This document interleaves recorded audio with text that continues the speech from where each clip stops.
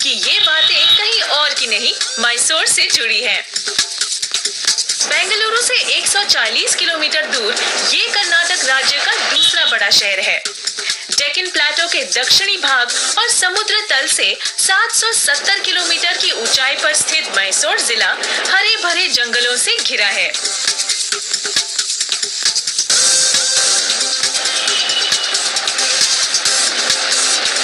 देश के इतिहास में इस जिले की खास भूमिका रही है। खूबसूरत शाही धरोहरों से शहर की आधुनिकता के कई रंग और मंदिरों के लिए इस जगह का खास आकर्षण है। दुनिया भर से लोग यहाँ आते हैं। इस शहर का खास आकर्षण पूरे विश्व में किसी से छुपा नहीं है।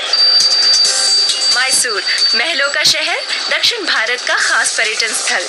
ये पहले वोडियार वंश की राजधानी थी और यहाँ के राजा कला और संस्कृति में खास रुचि रखते थे, जो कि इस शहर के धरोहरों से पता चलता है।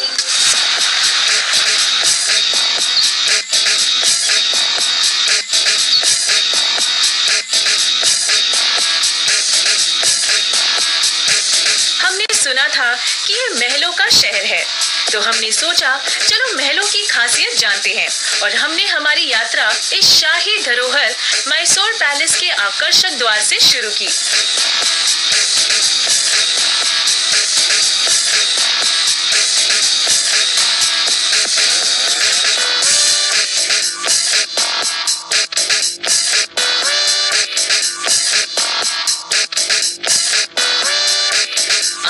अद्भुत संरचना बड़ी शान और गौरव के साथ स्थित है।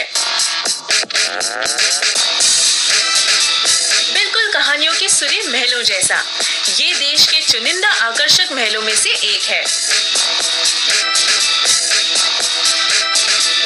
इसके इतिहास की बात करें तो ये संरचना बहुत पुरानी नहीं है। ये 1897 में शुरू की गई थी, जो 1912 तक पूरी हुई। आज इसकी विश्व भर में प्रशंसा है। मैं मैसूर पैलेस के बाहर हूँ। आप जरा इस कीमती और खूबसूरत संरचना को देखिए। ये मैसूर शहर के बीच में स्थित है और ये कभी वोडियार राजा का निवास हुआ करता था, जो मैसूर का पुराना शाही परिवार था।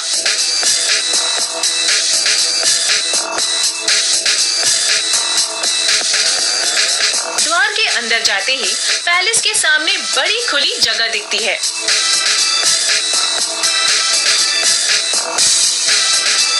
महल की वास्तुकला संरचना हिंदू, मुस्लिम, राजपूत और गौथिक पद्धति का बेहतरीन मिश्रण है।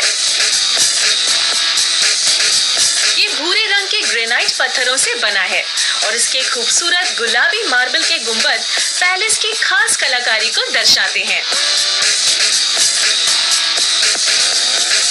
मैसूर की धरती पर वोडियार वंश के शासकों का रुआब परिसर में स्थित ब्रॉन्ज की बनी चीते की भव्यता से झलकती है।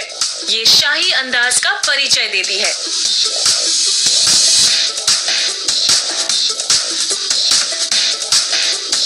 परिसर के अंदर एक मंदिर भी है।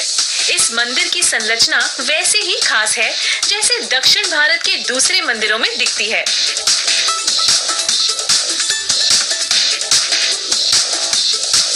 पैलेस की खास बात ये है कि जैसे ही सूर्यास्त होता है तो महल की जगमगाती रोशनी में इसकी संरचना खुद ब खुद इसकी बेहतरीन कलाकारी को बयां करती है।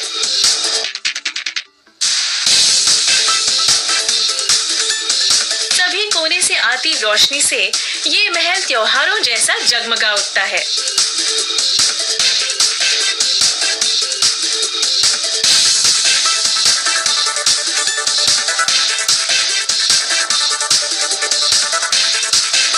समय का नजारा वाकई देखने लायक होता है। लगता है जैसे महल की पुरानी शानो शौकत इस समय जीवित हो उठी हो।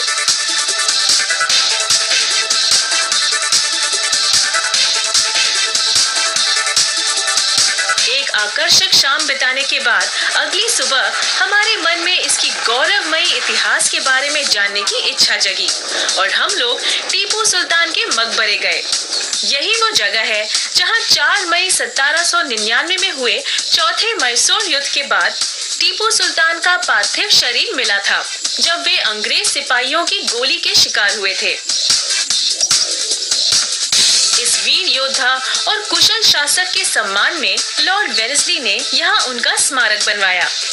इस शांत मकबरे को देखते ही उस दिन का ख्याल आता है जिस दिन टीपू सुल्तान ने अपनी आखिरी सांसें ली होंगी।